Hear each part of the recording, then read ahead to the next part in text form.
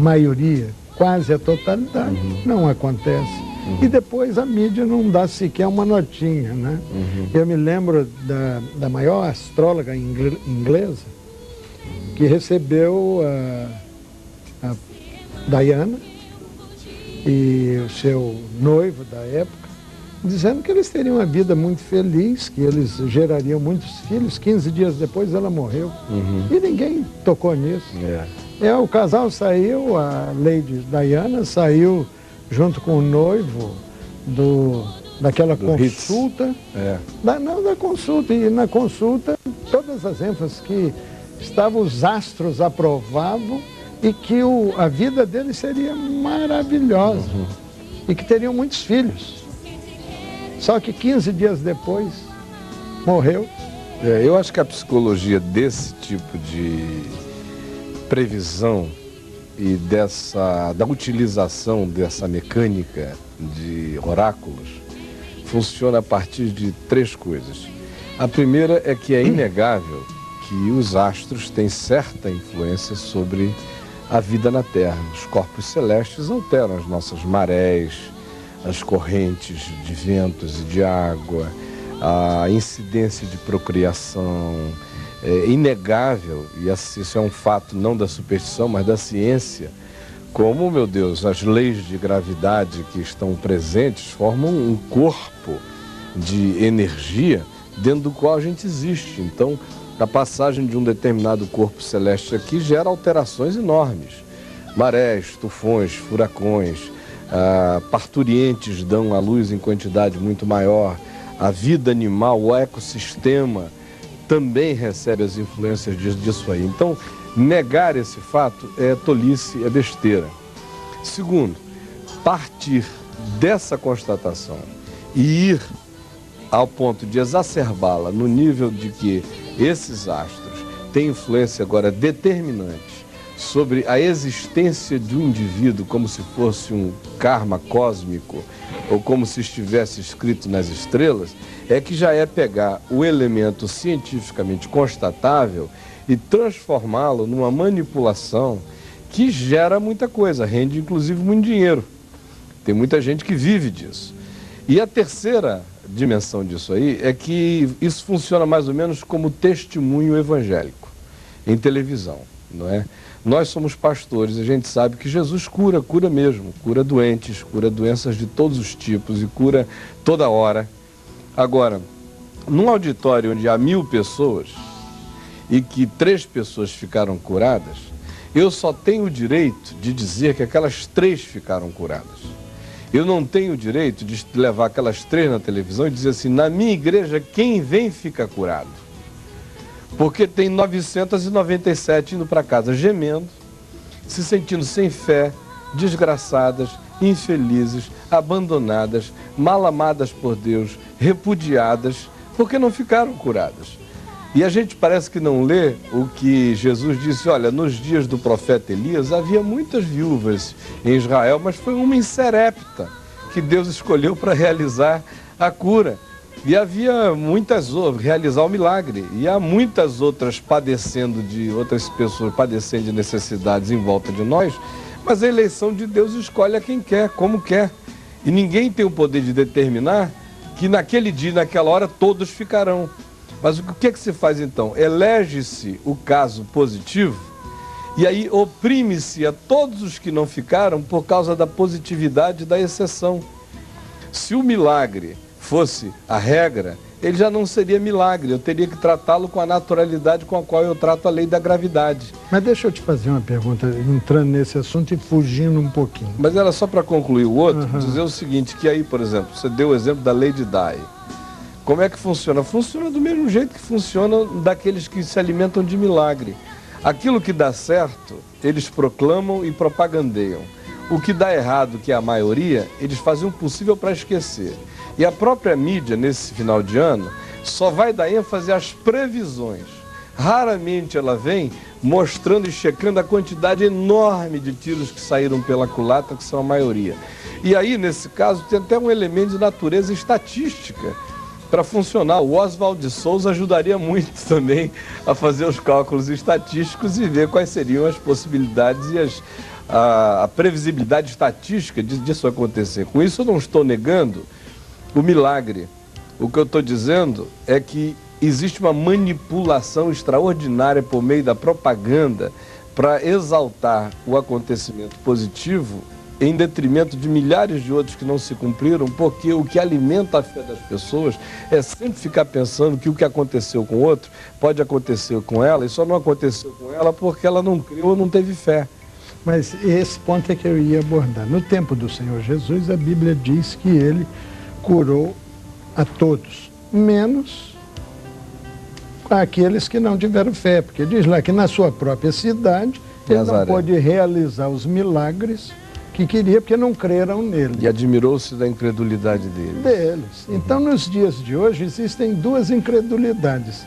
Do enfermo, que é bem menor, e dos guias espirituais, que não estão, creio eu, com tal unção que possam repetir os dias de Jesus e pós-Jesus com os apóstolos. Mas eu não diria nem dos dias atuais, porque nos apóstolos você também vê a mesma coisa. O que a gente precisa saber é que Deus estava em Cristo. Deus não estava em Paulo, do jeito que Deus estava em Cristo. Deus estava em Cristo no sentido de que Deus estava em Cristo. Cristo é Deus. Paulo estava cheio do Espírito de Deus. Mas Paulo não era onisciente. Paulo não compreendia todas as variáveis do bem a ser realizado e os produtos que aquele bem iria realizar. Por isso que ele diz, Epafrodito esteve doente até a morte, eu intercedi, Deus teve misericórdia dele para que não viesse sobre ele tristeza no meu coração. Eu tenho um espinho na carne que eu tenho pedido a Deus já 3 vezes que o tire de mim, mas o Senhor disse, a minha graça te basta. A gente vê em Atos 12 que Tiago, a cabeça dele é cortada, ele é decapitado, e Pedro é salvo. O critério qual é? Estava todo mundo orando pelos dois, e provavelmente até mais por Tiago, que foi quem teve a cabeça decapitada. Por Pedro, eles já estavam na obrigação da intercessão, tanto é que quando o anjo libertou e Pedro bateu na porta, eles nem acreditaram que Pedro estava lá.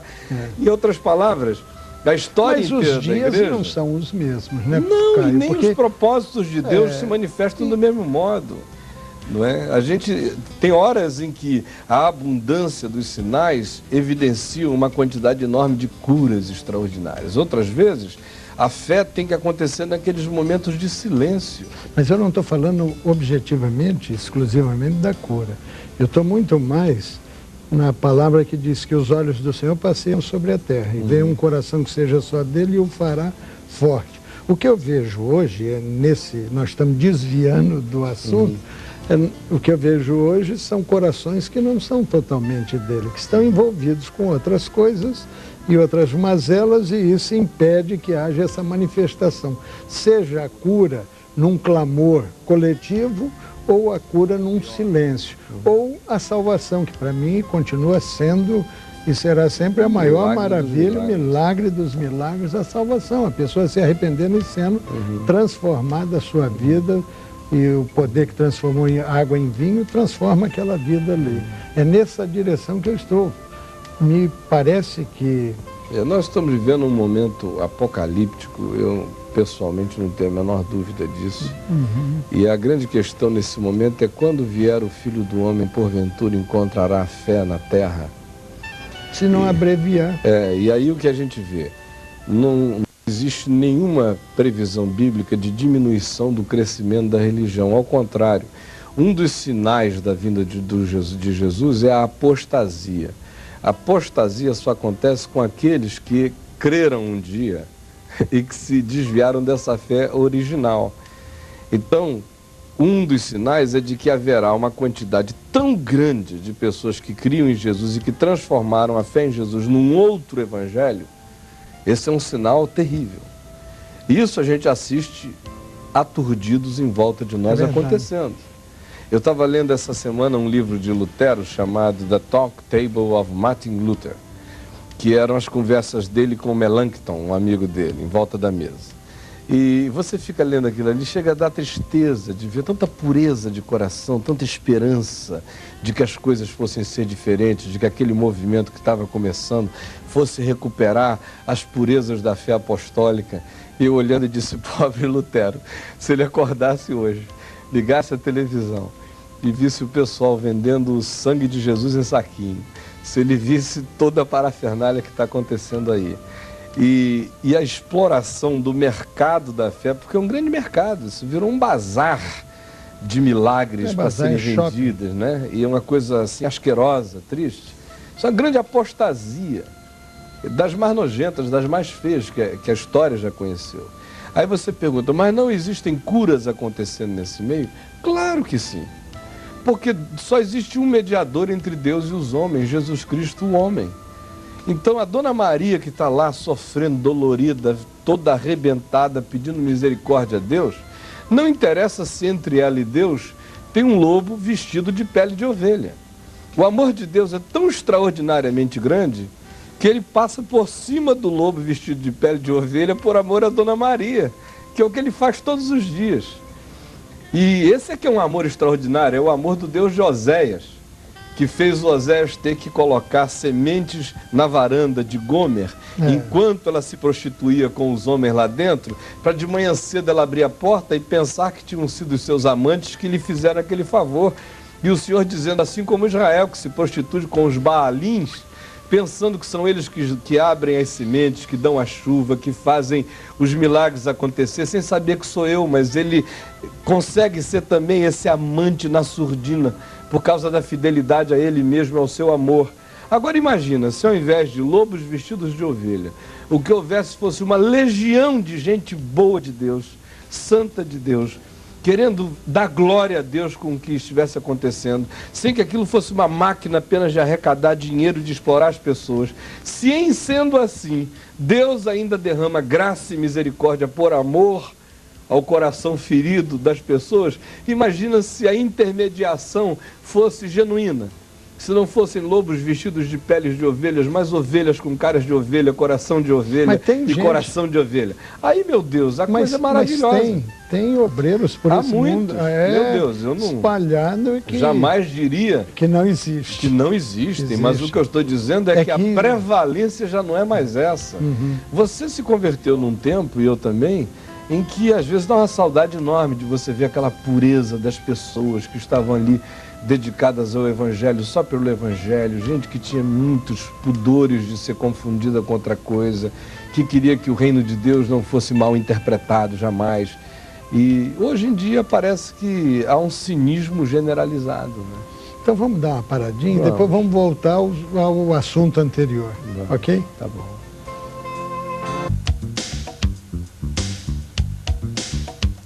O Atim Creche Escola oferece o melhor ensino ao seu filho, de janeiro a janeiro. Música, yoga, computação e muito mais.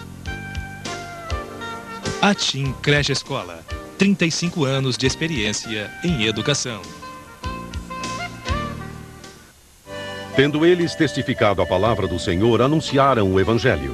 O povo de Deus vem sendo abençoado pelo crescimento pastoral teológico. O COTEB torna homogênea a classe dos teólogos. O COTEB congrega todas as denominações. Filiando-se ao COTEB, você tem registro do seu diploma ou certificado, assistência jurídica e cartorária, convênio com agências missionárias e faculdades de teologia. Inscreva-se no Conselho Regional de Teólogos da sua cidade.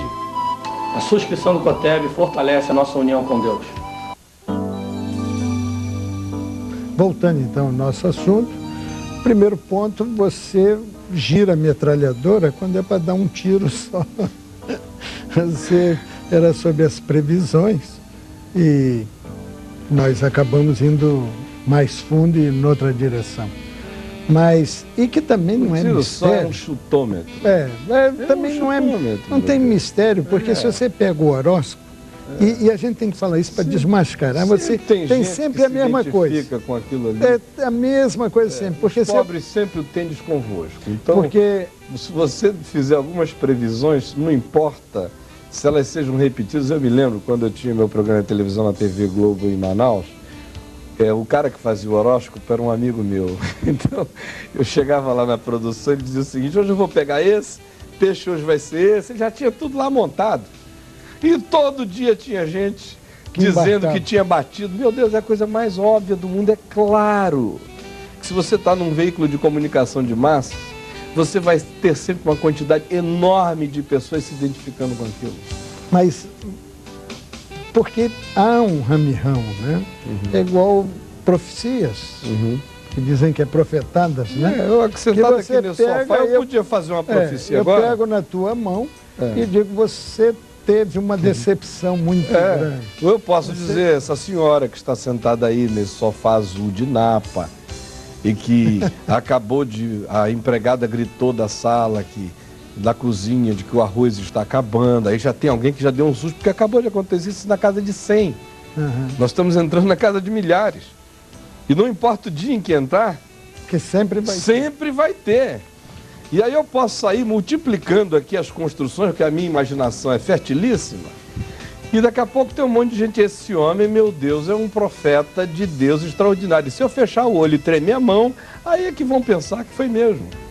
E foi só um fenômeno de manipulação grupal. Com isso eu não estou dizendo que Deus não fala. Quando Deus fala, Ele fala mesmo, chama pelo nome, dá o teu endereço. Como essa semana eu recebi um telefonema de Manaus, de um rapaz que Deus me ajudou a levar a Cristo há 25 anos atrás.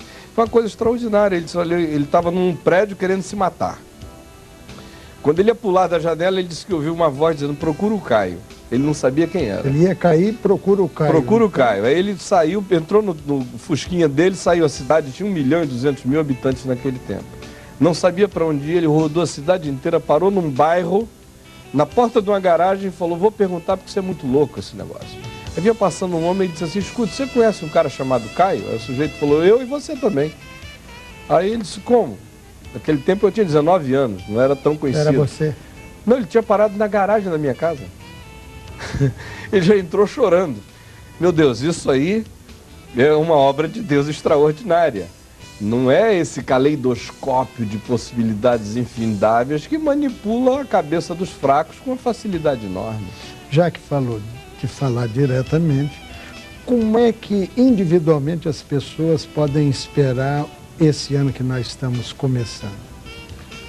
Olha, eu não poderia imaginar que no fim de 2002 eu estaria me sentindo como eu estou me sentindo, vendo a vida como eu estou vendo a vida e com os desejos interiores no coração de sonhar com o próximo ano e com o meu futuro em Cristo, como eu estou fazendo agora. Porque, por exemplo, a vida acabou para mim em novembro de 1998. Eu assisti o meu funeral. Eu assisti o meu funeral em todos os sentidos, uma quantidade enorme de pessoas que eu julgava que eram amigas, que não foram, de pastores que tinham andado comigo décadas e que desapareceram, de pessoas que empenhavam todas as formas de solidariedade e que de repente passaram a por trás me denegrirem para além de toda possibilidade e para além de todo e qualquer motivo que eu tivesse dado a elas para fazer.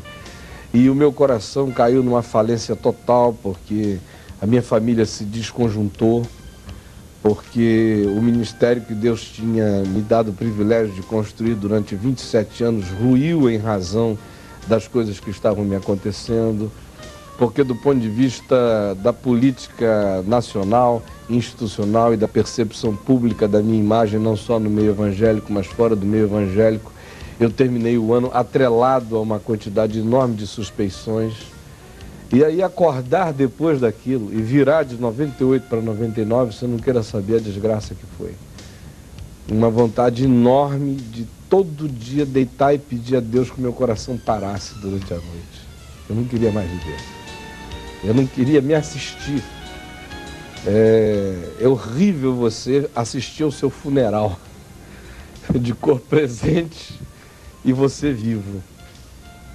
Então, eu estou aqui hoje, na virada de 2002 para 2003, para dizer que as misericórdias do Senhor são a causa de não sermos consumidos. Que se a gente esquecer as coisas que para trás ficam e prosseguir para aquelas que diante de nós estão, se a gente não se equivocar quanto ao fato de que o prêmio da soberana vocação de Deus em Cristo Jesus para nós não são conquistas terrenas, no horizonte imediato, não são aquelas coisas que se materializam diante de nós e que os outros veem e que os outros aplaudem ou não, mas são as grandes realizações do Espírito de Deus no nosso ser, forjando em nós um ser humano melhor, mais consciente, mais dele, mais tratado, mais quebrantado, mais desenganado, mais desiludido, mais verdadeiro, menos suscetível às vaidades, menos na mão dos fluxos de poder para lá e para cá. Essas são as grandes conquistas. Então hoje, eu estou falando com você que porventura viveu um ano muito difícil, está olhando para o ano que vem assim sem nenhuma perspectiva. Eu quero te dizer que eu estive morto e revivi, me senti perdido e fui achado. E quando eu cheguei em casa, meu pai tinha matado não um cabrito, mas era o sangue do cordeiro que estava sendo servido para animar a festa do perdão, da graça e da misericórdia. E a vida pode recomeçar. Então hoje o que eu quero dizer a você é: foque toda a sua fé no fato de que em Jesus todos os dias são um dia chamado hoje. Nosso problema é que a gente fica sempre lidando com essa referência de passado e de futuro. O passado já irremediavelmente passou. E aí ele nos coloca dentro de duas perspectivas. Se foi bom e hoje já não é bom, ele se transforma em algo profundamente envenenador com o poder da nostalgia e da depressão. Se foi ruim, gera em nós uma vergonha calamitosa que drena as energias para que você se reanime, levante e comece a fazer alguma coisa. E o futuro é intangível, não existe, não está presente. O único dia que existe, que é dia de salvação, que é dia de oportunidade, que é dia de decisão, que é dia de Deus para a minha vida, é o dia chamado hoje. E agora é a única realidade com a qual eu disponho, é esse dia de graça. Só que na nossa consciência, parece que na maioria das vezes a gente fica sempre profetizando para o futuro. Será? A profecia de Deus não é para o futuro, é para hoje. Hoje é dia de ouvir a voz, hoje é dia de salvação, hoje é dia de decisão. E enquanto a gente não entende isso, a gente só posterga, a gente só adia, a gente só prolonga, a gente só usa o futuro como álibi, o passado como desculpa, e nada muda na vida da gente agora. Então o que eu teria a dizer às pessoas é: não espere nem o ano novo chegar. O ano fica novo todo dia, quando a gente se levanta naquele dia dizendo: esse é um dia novo para mim. O calendário da alma da gente não tem que respeitar as viradas de ano do calendário cronológico da história humana. Nós somos pessoas que já passamos da morte para a vida, por isso nós já estamos vivendo em outro calendário. É uma coisa extraordinária. O meu pai, a cada dia eu me apaixono mais por ele. Ele já passou mesmo, ele está assim, em outra dimensão. A sensação que você tem de que o tempo, o espaço, tudo isso assim, perderam muito daquela importância nervosa que ainda tem para nós, né?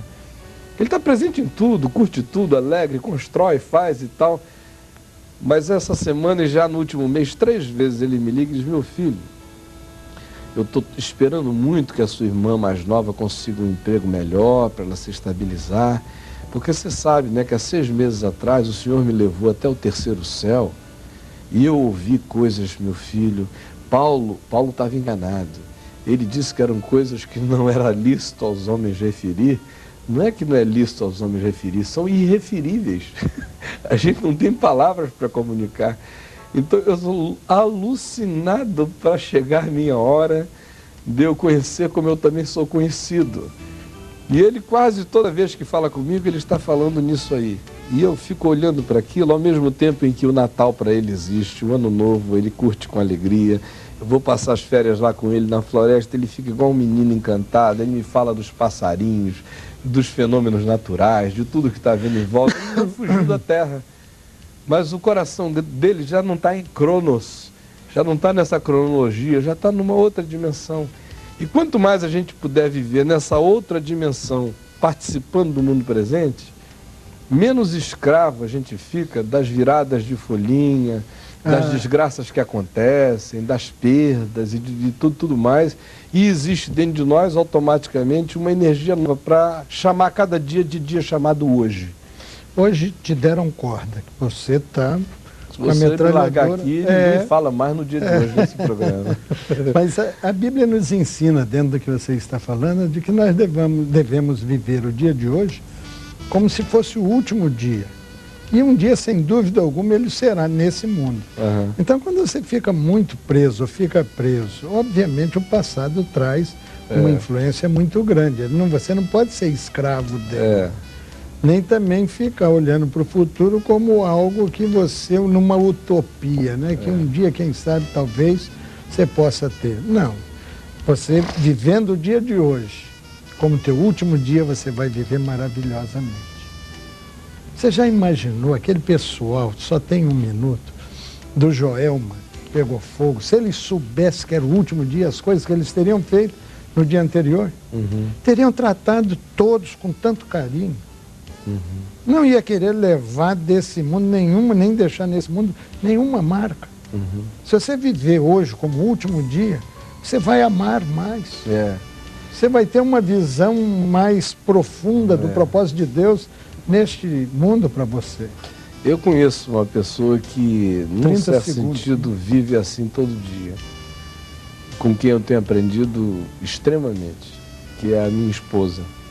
Eu poucas vezes vi uma pessoa jovem, porque ela está só com 45 anos, e ainda tem uma mente mais jovem ainda, viver com essa consciência todo dia. Parece que cada dia para ela é o último e ela lida com tudo, com todos, com aquela alegria intensa. Isso é tremendo. De quem não quer desperdiçar aquele momento porque não sabe se vai ter mais. Isso é tremendo.